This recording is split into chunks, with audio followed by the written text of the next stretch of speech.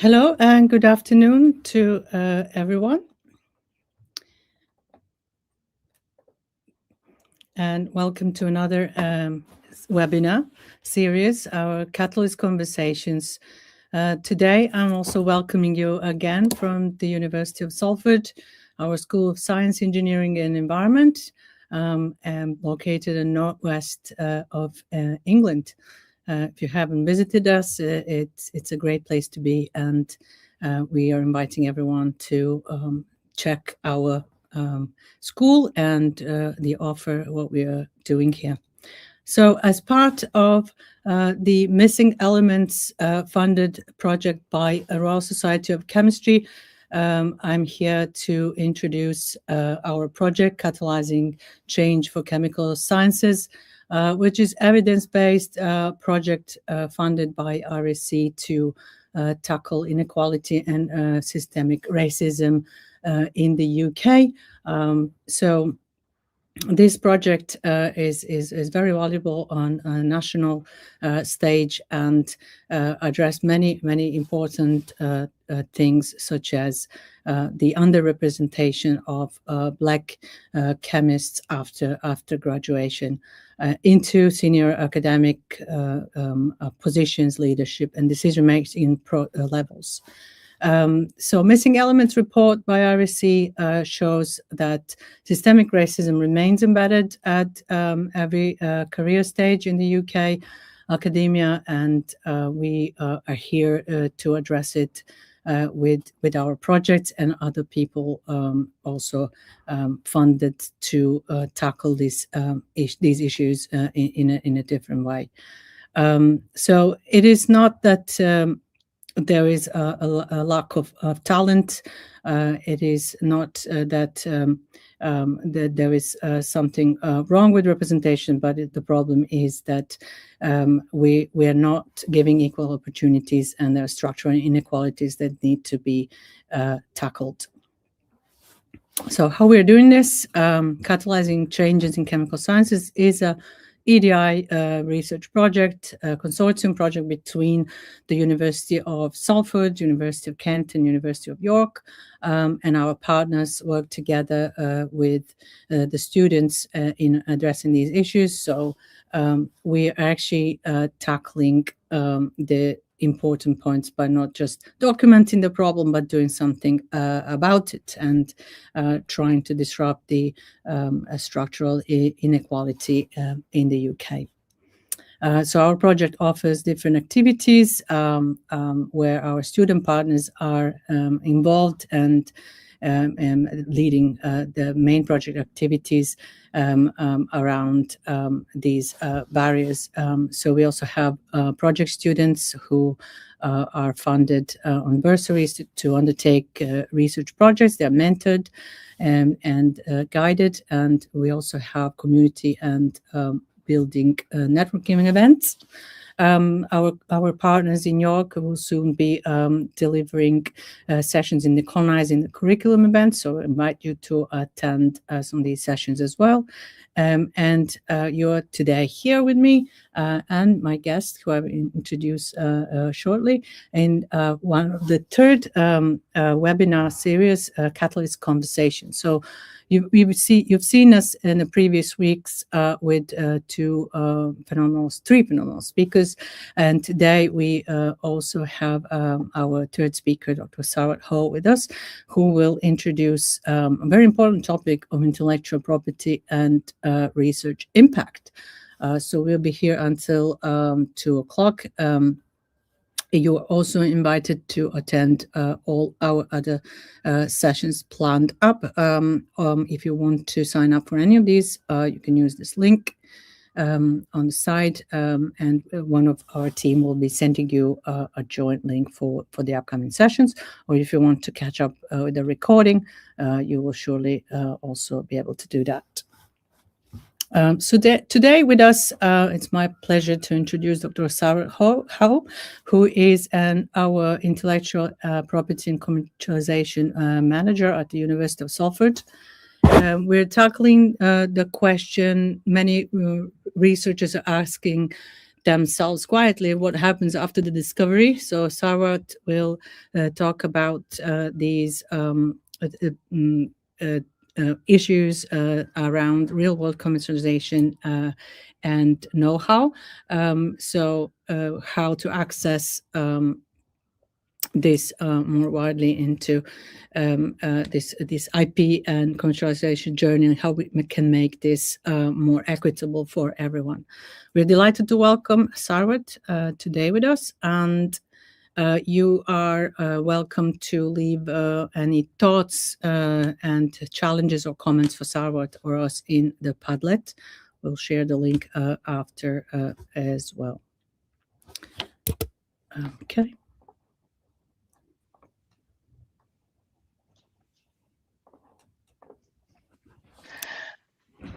Thank you very much for that wonderful introduction, Jelka, and thank you so much for having me here today. It's such a delight and a privilege to be part of such an important project, so thank you all so much. Thank you all as well for joining wherever you are, whether you're joining individually, as a group, or as part of a watch party, whether you're watching live or watching the recording. I'm so glad you're here, so thank you for joining, and I really hope you enjoy my talk. So let's get to it. You make a discovery, you're in the lab, your experiments are going really, really well.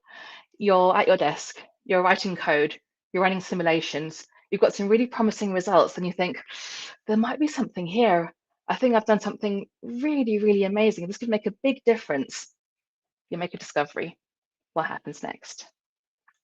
My name is Sarwat Howe, and I'm here to talk about just that with you today. When you make a discovery in the lab, when your simulations go well, when you've got some great experimental results, how do you turn that discovery into a product or service that could be used outside of academia to make a change and generate real world impact? How do you go about that journey? I work within the IP and commercialization team at the University of Salford. We have counterparts at all different universities within the United Kingdom. You might find that team is called the Technology Transfer Office, or the TTO, or the IP and commercialization team. And in this talk, I will use those terms interchangeably. So you'll hear me saying TTO and IP&C. And in the context of this presentation, they essentially mean the same thing. So the team is small at the University of Salford. It's myself and my boss, Paul Sillar. And what technology transfer offices do is we work across the university, regardless of which department, school, or faculty. We work across the university to help you develop university research into products and services that can have a positive social, economic, and environmental impact outside of society, so your work can make a tangible change. The arrow on the right-hand side of the slide shows a short summary of the commercialization journey. And of course, you can talk to us at any point during the commercialization journey, but I appreciate you're all very busy and you don't have that much time. So the most efficient way of approaching us is once you've done some research and once you've got some promising data that really validates your discovery and shows that your discovery is doing what it says that it's doing. Once you speak to us from there, we'll be able to work with you to develop your discovery into an attractive commercial proposition that we're able to take out of the university and into the marketplace so it can be used to make a difference. We really champion inclusive commercialization at tech transfer offices across the UK, and I really, really mean that, everybody. We encourage researchers from all backgrounds to see themselves as future entrepreneurs. I fully appreciate, I totally get it. It can be really, really challenging to put yourself in that sort of environment where you might be the only person who looks like you in the room, or you might not be able to relate to others within the room and they might not be able to relate to you. And I understand what an undertaking that is. There are some wonderful webinars in this series which will equip you with tools and techniques to be able to navigate those situations and to be able to go forth and explore commercialization and be that person in the room. I won't go into that today. That's not really the purpose of this talk, but I would highly recommend you have a look at other webinars within this series and have a look at the ones that have already been streamed as well, because there is some fantastic advice within those webinars. I think it's very important to be the change that you would that you want to see. And indeed, I've been in situations where I've seen kind of senior members of staff who look like me, and I think, wow, that is an inspiration. And I've also been approached by other members of the university saying, Sarwat, it's really great to see a person of colour doing a talk. So it's really, really important, I think, to be the change that you want to see. So I would really, really recommend, if there's one thing that you take home from this talk, if there's one message that I want you to really, really retain, is if you want to explore IP and commercialization, come and talk to us. Come and talk to your TTO. We are always very, very happy and very, very open to helping you and guiding you along the commercialization journey, regardless of your background. Before I get into the main content of kind of IP, commercialization, the journey, the support, I'll tell you a bit about me first. So how did I get here? And honestly, everyone, the short answer is by accident. I never set out to, when I grow up, I want to be an IP commercialization manager. It just so happened throughout the course of my career, and my journey just kind of ended up over here, really. So I too am a proud holder of a chemistry degree. So I did chemistry at Bristol, and then I did a PhD in engineering at the University of Cambridge. I've done lots of little things. So I used to work in industry as an engineer. I had a short stint in consultancy right after my PhD. And I've done this sort of tech transfer, knowledge exchange role across some different universities, also in the NHS and within the civil service as well. I'm actually currently undergoing career coaching, and the objective of that is to work with my coach and help me identify what's next for me. And I think that's a very normal transition throughout your career. I'll be honest, I still don't know what I want to be when I grow up. So hopefully working with my coach will help me to crystallize that. So I've said, okay, we work with you to get your discoveries into products and services that can be taken out of the university, but what does that look like for someone like me? So here is my day in the life of an IP and commercialization manager. I know it sounds very cliched, but honestly, no 2 days are genuinely the same, and my boss Paul will back me up when I say this as well. This job is so varied and so much fun, and every day is genuinely different. But if I had to distill it down into a series of tasks, here's how I would do it. So a big part of my role, and honestly, like my favorite part of my role is doing stuff like this, is actually going out there and doing talks and talking to the community and upskilling people in IP and commercialization. A big part of my role is also spent at my desk, sort of doing very detail focused, looking at legal contracts, doing due diligence, looking at commercial and technical assessments.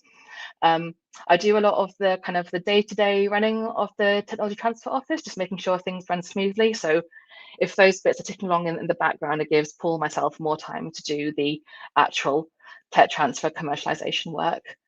A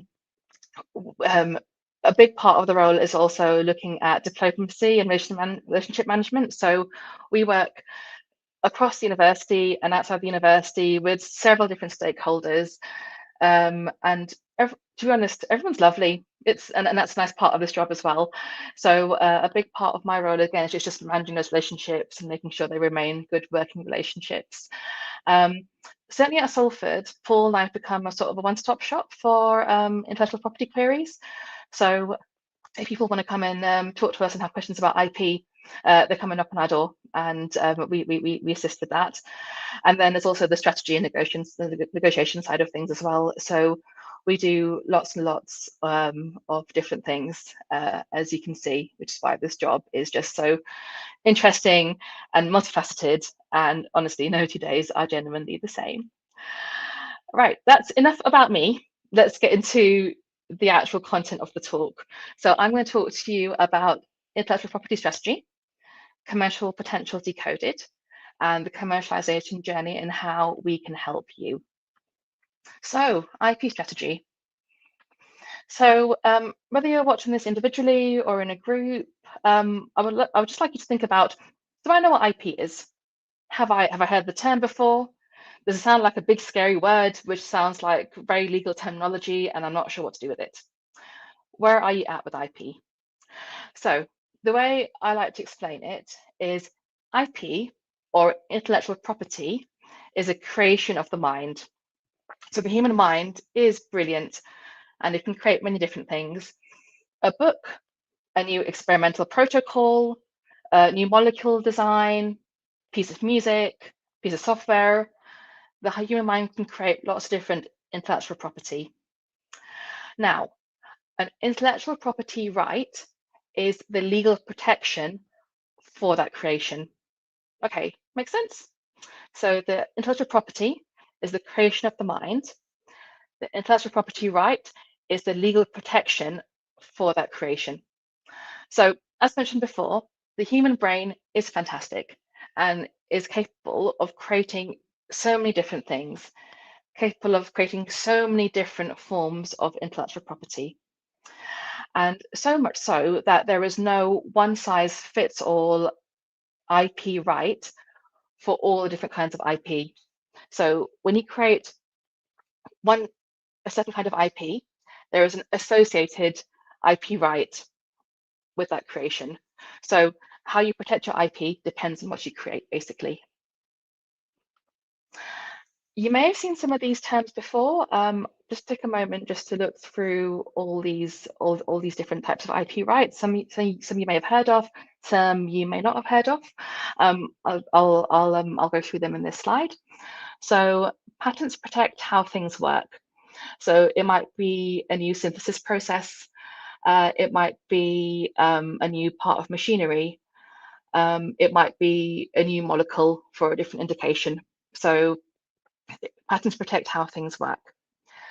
Trademarks protect brands and logos. And this is also very important as well, because if you see something like, I don't know, the Apple brand or the Samsung brand, that then evokes the brand reputation and what it's like and the kind of things that they do. So companies are often very protective over their brand identity, and filing a trademark is one way to secure that. Design rights are distinct from patents, okay?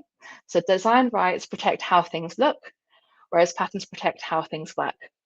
So design rights, you'll find, are used very commonly in, for example, the fashion industry, where you want to protect the look of something.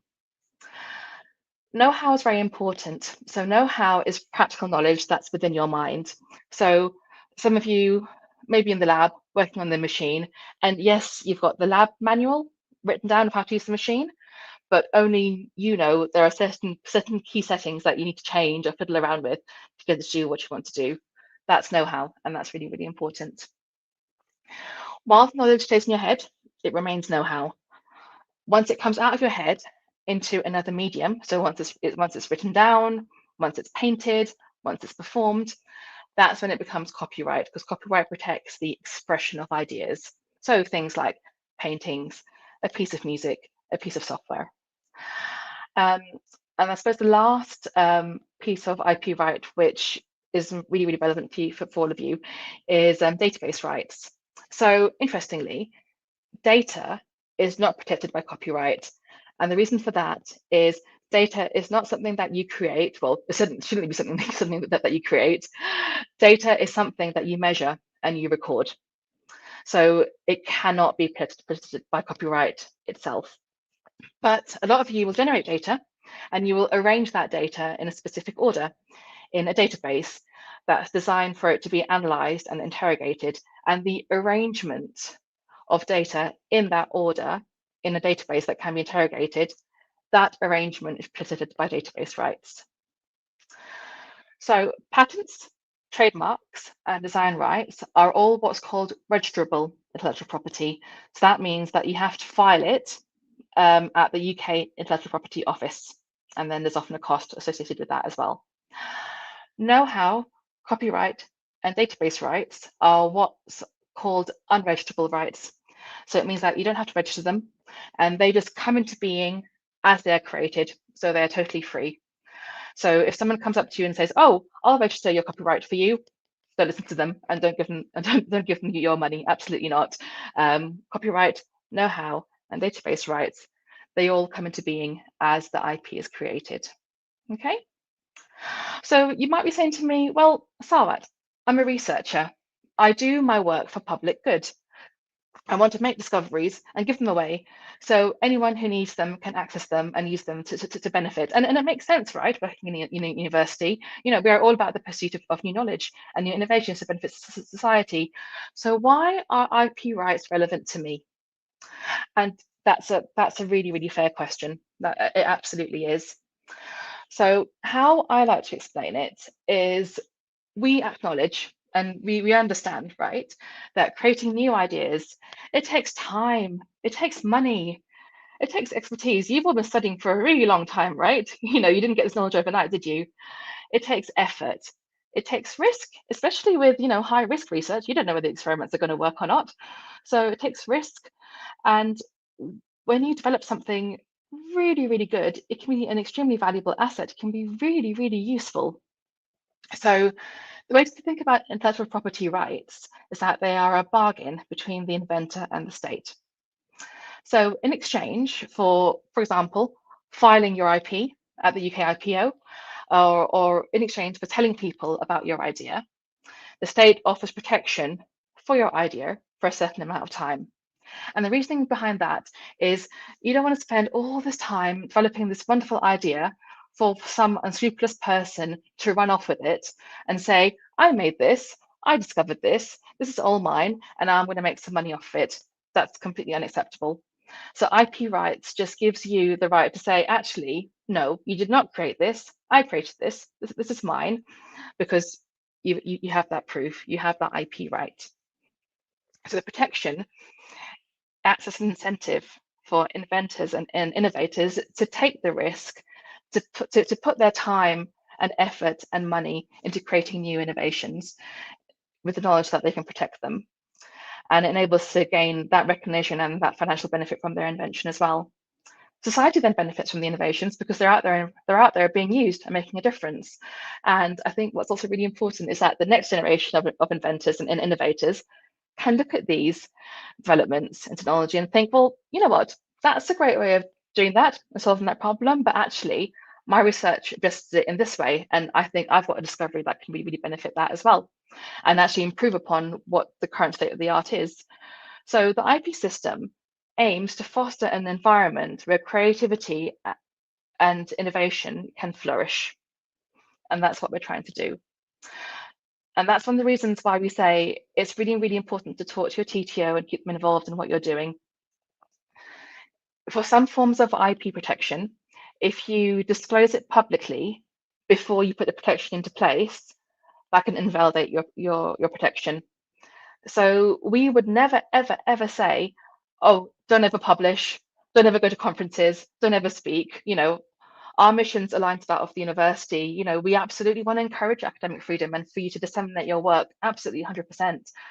But if you talk to us early, it means that we can do an assessment, put any IP protection in place first, so it's done, it's sorted, and then you can go out there and disseminate your work. So what does this actually mean for a researcher in their day-to-day life? So here's some practical advice. So one thing I cannot stress this enough is keep a lab book that's really, really well annotated. Okay, the amount of times that I've had an IP dispute and I've had to go back and check lab books to resolve that dispute is more than I care to say. So however you record your experimental results, whether that's in a physical lab book, on pen and paper, whether you use bits of software, whatever you use, just make sure it's really comprehensive, it's up to date, it includes dates, it includes details of your experiments and what you did differently and what you kept the same, all that stuff. Just make sure it's really, really well annotated and documented. And the same thing applies for software-based projects as well. So if you're writing code or if you're doing simulations, again, it's really, really important to keep that code annotated so you kind of understand the reasoning of what you did at that point and why. If you're uploading to a repository, make sure you add documentation to that repository as well, just again, so you've got a record of what you did at that time and why. I won't go into it too much today because I've not really got the time, but if you are using open source software licenses, again, it's good to just double check what that license is, because that can affect the distribution of your own work, because it would count as a derivative work. So just make sure that if you are using open source software, you understand the implications of that. When you're disseminating your work, when you're talking to collaborators, I would also advise that you just carefully think about what you are saying and to who. And if you're ever in doubt, talk to your supervisor or talk to, talk to your PI, or you can talk to your IP and commercialization team, and we'll be able to guide you as well. Clarifying the ownership and use of IP is exceedingly complex. Just because you made it doesn't mean you own it. It's often much more nuanced than that. So if you ever have any queries on IP ownership or what your rights are, where you stand, again, just talk to your IP and commercialization team, your tech transfer office at your university, and they'll be able to guide you through this. And if you want kind of further information to read in your own time, your university will have an IP policy. It will be publicly available. You'll be able to search for it. Okay, so we've spoken about IP and we've spoken about IP rights. Let's talk about IP strategy. So an IP strategy is a plan for managing, protecting, and getting value from your original ideas. IP can be expensive to maintain, especially in the case of patents. You're talking tens of thousands of pounds over many, many years. So if you're paying that much for a patent, you want to make sure that you're basically getting value for money as well.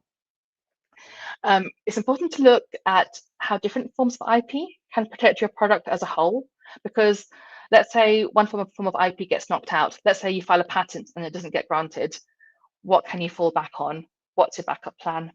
So a nice example of this is on the right-hand side of the slide. So if you look at the Coca-Cola bottle, and I know it sounds daft, but what IP is in a bottle of Coca-Cola? And it turns out there is quite a lot. So design rights, remember that protects how things look.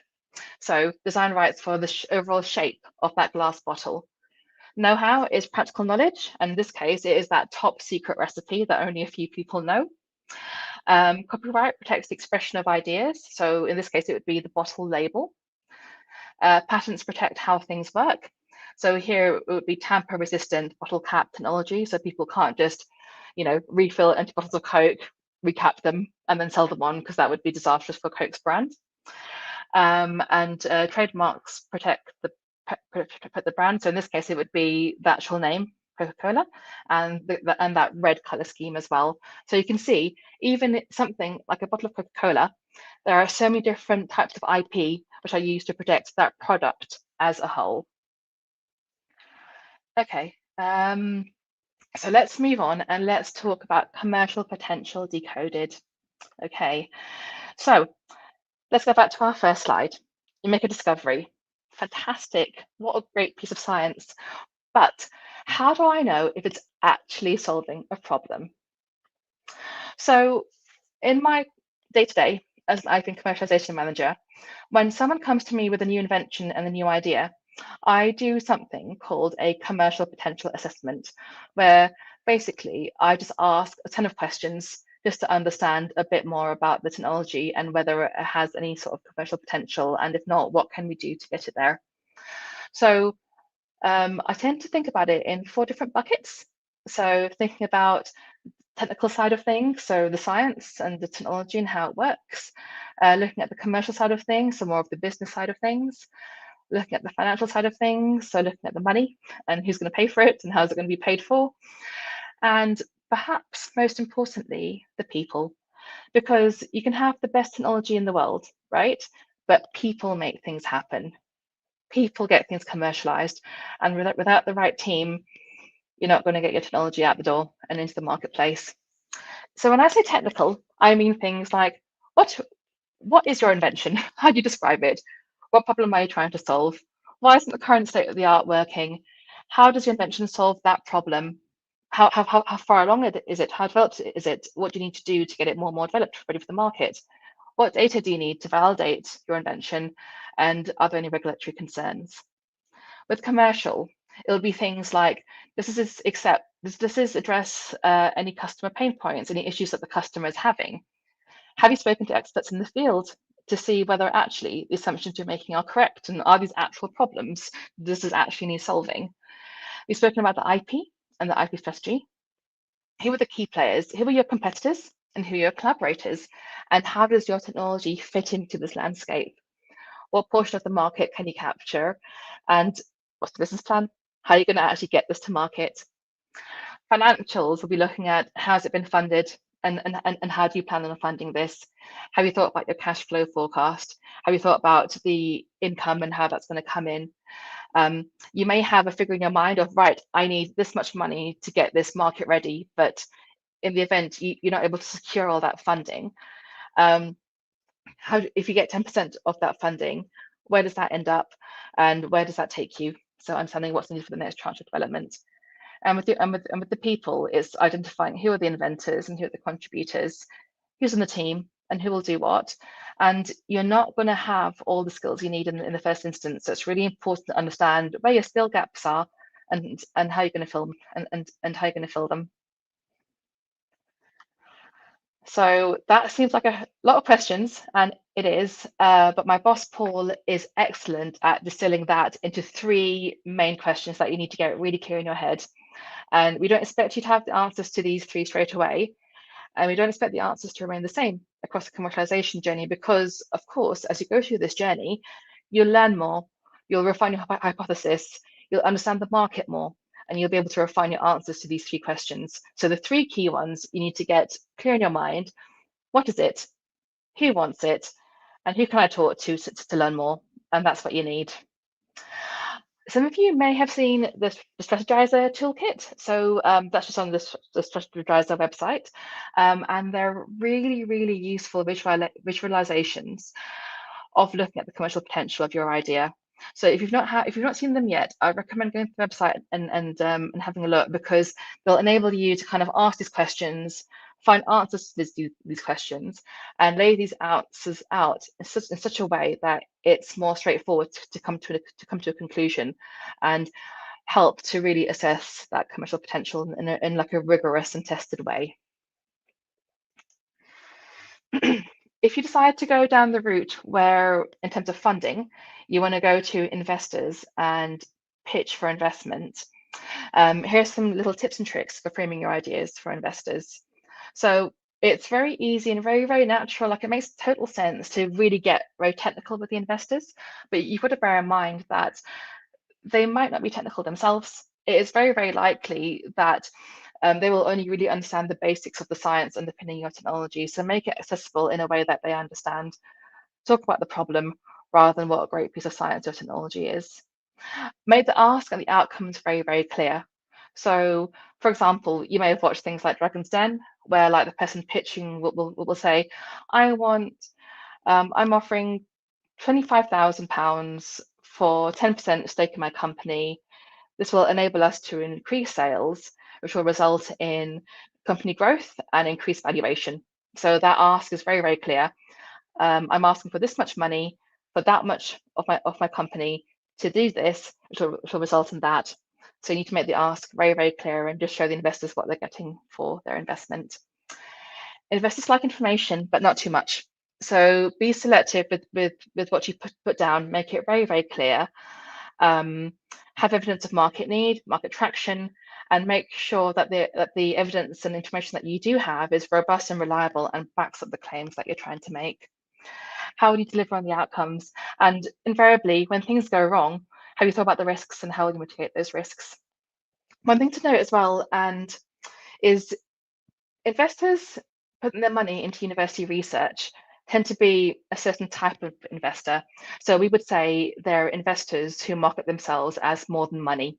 So they'll be more hands-on, they'll want to get involved with the running of the business.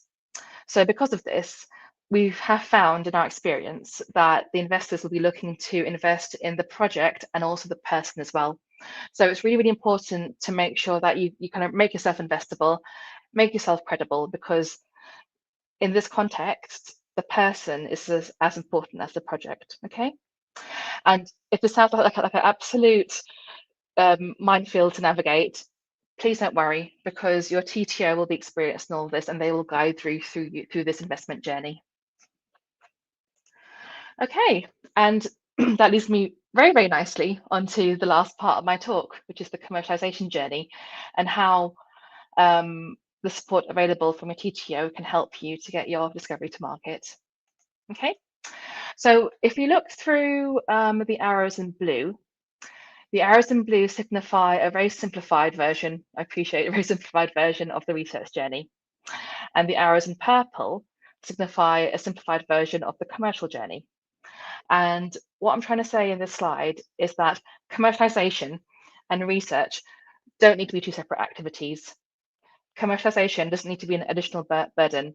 In fact, your teacher will work with you to make sure that commercialization and research complement each other and really, really boost each other. So, for example, you get some great results. You talk to your IP manager. They then work with you to do the commercial assessment, identify how we're going to make your discovery into an investable proposition, put the IP protection in place.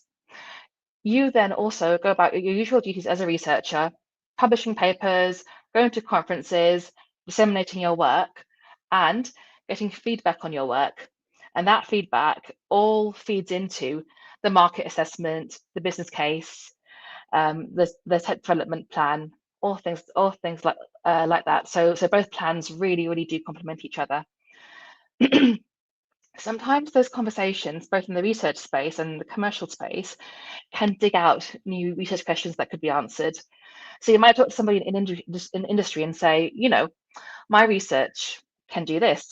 And they might say, well, if it could do that, that would be brilliant. And you think, well, actually, that would be quite a straightforward experiment for me to do in the lab. I've got the funding, I've got the consumables. Let's go and do it. And you might not have thought about that angle before.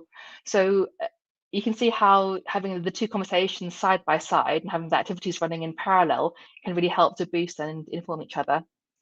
If you do manage to get your discovery out of the university and out to market and you form the spinout company or you sign that licensing deal, which I'll talk about a bit later, that's an incredible achievement. That's absolutely mega. And you should be really proud of yourself, because that will really raise your profile as a researcher, because you have shown the funding bodies that give you some research funding and look what I can do with it.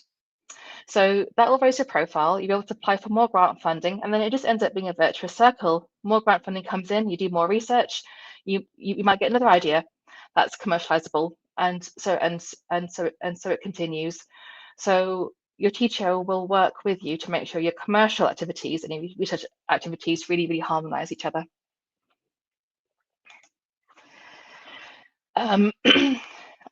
You're probably saying to me, Sarwat, I'm so busy. How on earth am I going to find time to do commercialization on top of everything else that I need to do? And I completely get that. Commercialization is a really good thing to explore. Absolutely. You can solve real world problems, which can make a difference. You disseminate your work through different means. You learn new skills. It might help to inform which way research is going, and it may help to leverage further research funding. And your TTO support is really far ranging. So here's a selection that I've put down, but we could help with different funds to apply for. We sort out the deal negotiation. We help you with the market assessment. If we can't help, we're able to signpost you to others who can. We're often very well connected. We help you with the strategy side of things and navigating the internal university processes in order to enable your discovery to be brought outside the university.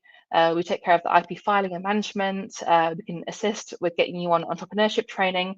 But I think possibly our most important role and bit of support that we can offer is being that friendly face. Sometimes commercialization can be a bit of a thankless job, you know. It might feel like you're going 3 steps forward and taking 2 steps back. And actually, I think just having someone who's been there, worked with other researchers, has done it before, and who can say, you're doing really well, well done, keep at it, you're doing brilliantly, your science is so good, we're getting there, you know, they might have said no, but let's go and try this next. I think having that supportive and friendly face, I think, is a really key part of what we do and what we can offer. So you may have heard me talk about spinouts and licenses and using the terms throughout the presentation. So just to make sure that everyone kind of knows what I'm talking about. So licenses. Do any of you have a driving license? Do any of you have a learner's driver's license? Do any of you have no driving license at all? So the ones with no driving license, can you drive a car? And it's not a trick question. The ones who have a learner's license, can you drive by yourself? Nope, you've got to drive with someone with you. Those of you with a full driving license, can you drive by yourself? Yep, of course you can. Is your driving license for every country in the world? Nope, it'll be for the country where it's been issued. Can your license enable you to drive all vehicles? Again, likely not. Likely it's only for cars and vans, for example. Is your license forever, or does it need renewing? So certainly mine is renewing it every 10 years. So a license to drive is similar to a license for IP. It gives you the right to do something, but with some terms attached. So a license for IP is giving somebody else the rights to your IP, the rights to your discovery, to develop it for commercial use, and in return, the university receives some payment, which is then distributed to the inventors and the school and the university via their IP policy. So licensing of IP is typically done with an industrial partner with the means to take this to market. So typically it's for kind of step change improvements rather than very, very disruptive innovations. If you have an innovation that's really, really risky, so for example, things like quantum computing, very risky, we don't know whether it's going to work or not, they tend to be commercialized via a spin-out company. And what that is, it's an entirely new company set up to commercialize university research. The spin-out is granted a license in the same way an industrial partner is to develop the IP, but no royalties are paid. Well, certainly not at Salford anyway. And the university will own a portion of the company as well, and that's in line with government recommendations, so it's fair. And the university will realise the value of its share once the company is sold, because once the company is sold and they're bought by a bigger player, that player will then give the university cash in return for the shares. So you can argue that the spin out might not be sold for another 20 years. So you're almost playing the long game with a spin out company, but might be really, really high value. Whereas the license, you might be getting royalties in after 2-3 years. So there's not one better than the other. It just depends what's best for the innovation. And the key part of this is making sure you pick the mechanism, you pick the route to commercialization that gives the innovation the best chance of success. So in line with a spin-out company, you also may wish to look at a social enterprise. So that's a company, again, set up to commercialize university research, but rather than the profits go to shareholders, because there are no shareholders in a social enterprise, the profits are reinvested back into the social enterprise to do more good, or they're reinvested back into the community to make more of a difference. Similarly, with licensing, it might not make sense to license your IP just to one person, especially if you've got, for example, like a piece of software that's ready to go. You might want to license it to anyone who might want to use it, in which case a university may have something called a knowledge bank or a research tools platform, but they're called different things at different places. But basically means that your technology is on there and you can basically click through, like, accept the terms and conditions, like that self-license. So you click through, there's no negotiation, accept the terms and conditions, and then it's downloadable. So lots of different things that we can do, lots of different mechanisms and routes to commercialization that we can do to get your idea to market. So it all depends on what gives your innovation the best chance of success. I'll just walk through a quick case study as well. So SALSA is one of the university's spinouts, and we're really, really proud of SALSA. They're founded in 2017 to commercialize a suite of AI tools for virtual crowd noise and audio source detection, developed by Acoustics, and the IP strategy consists of patents and copyright. You can see that their journey's been a long one. They started in 2013, and the initial IP was developed by a PhD student, which is why it's really important to think about IP at all stages of your career. So the patent was filed in 2015. The company was founded in 2017. The license was transacted in the same year as well.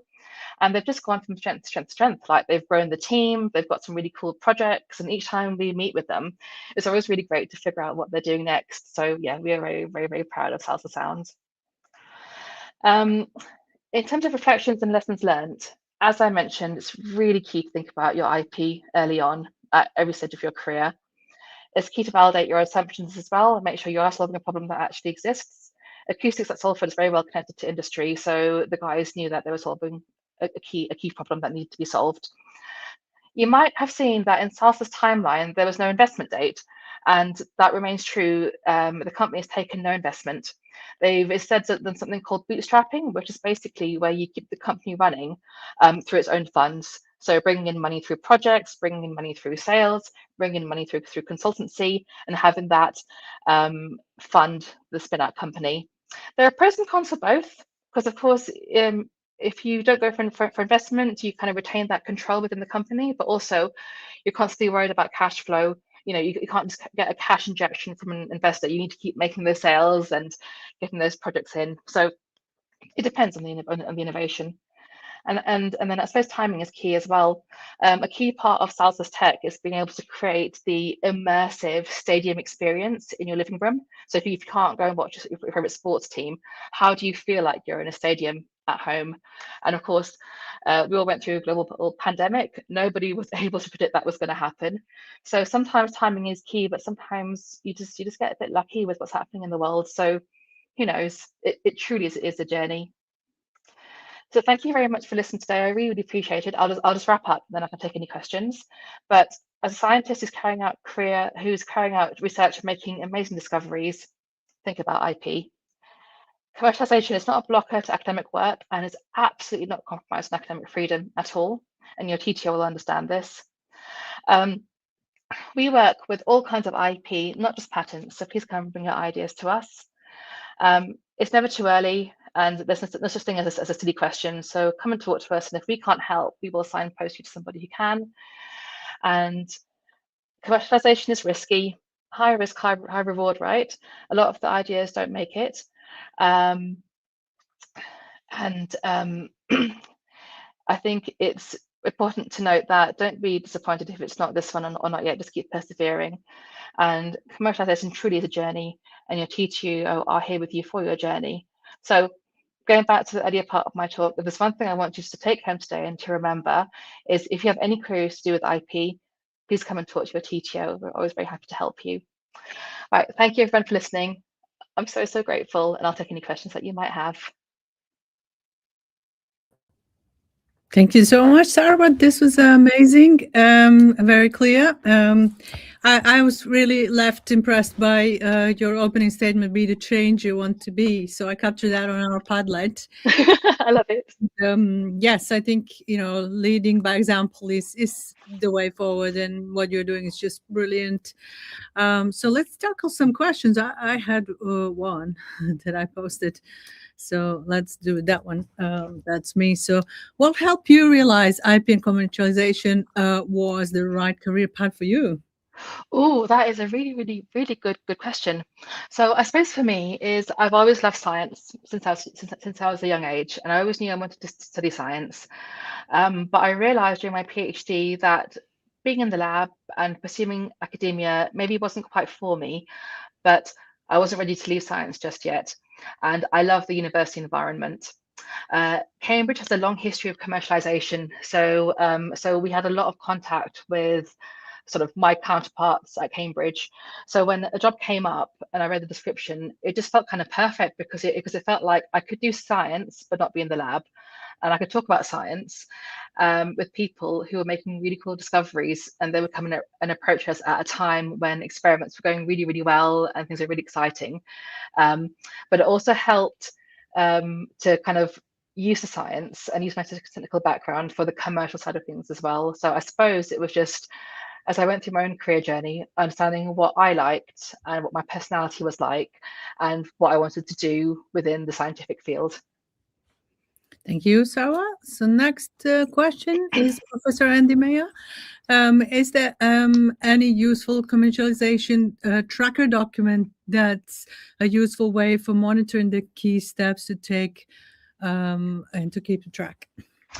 Andy, that is a really helpful question, and thank you so much for raising it. So your institution should have something called an invention disclosure form.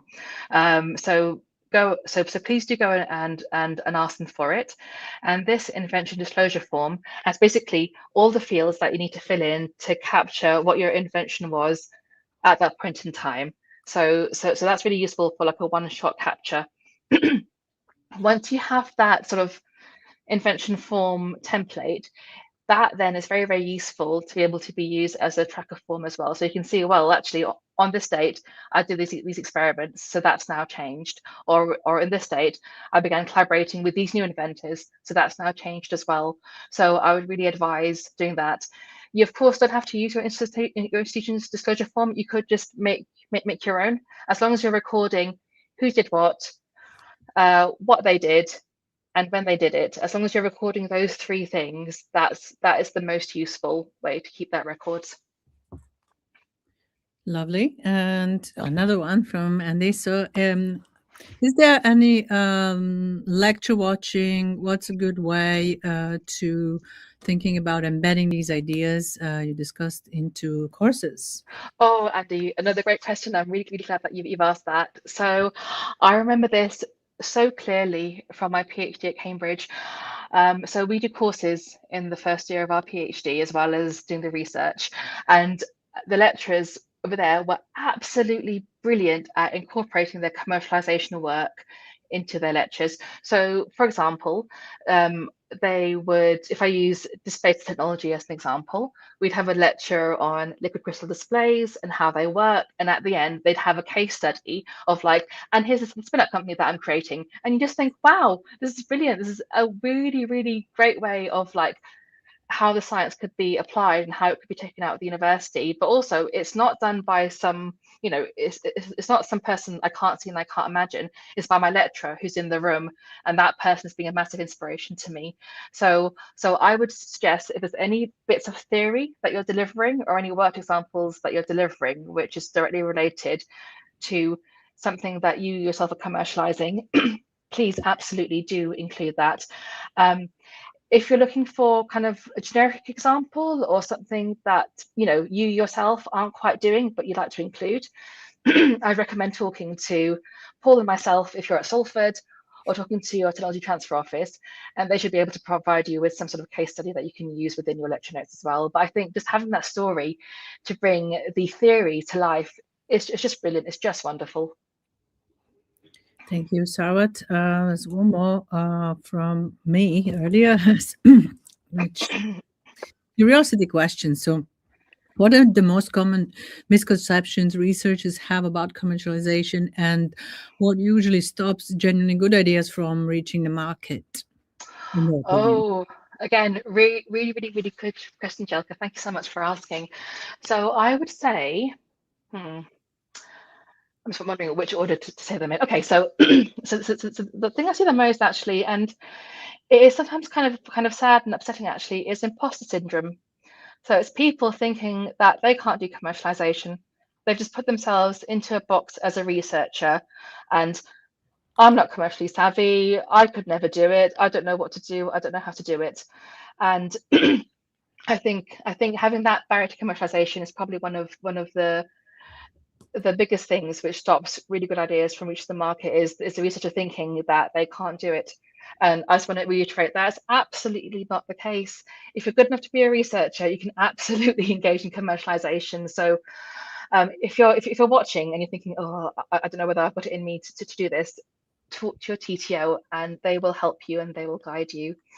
I suppose the other thing that I see as well is worried about losing your academic freedom.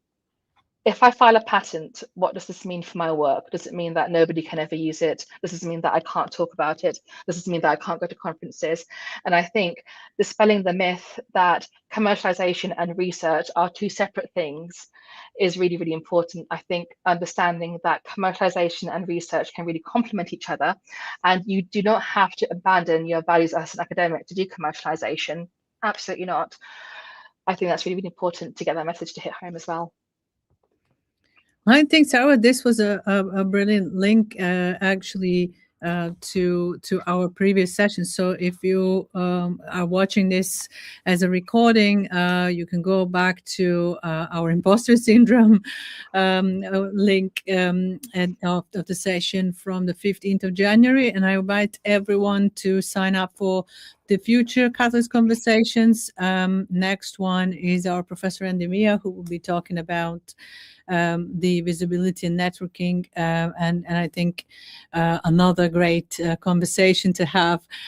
So just wanted to thank everybody for listening, and really thank Sarwat for this amazing session today. And I hope everybody learned a lot about IP and commercialization. And thank you, Sarwat, and thank you all for watching.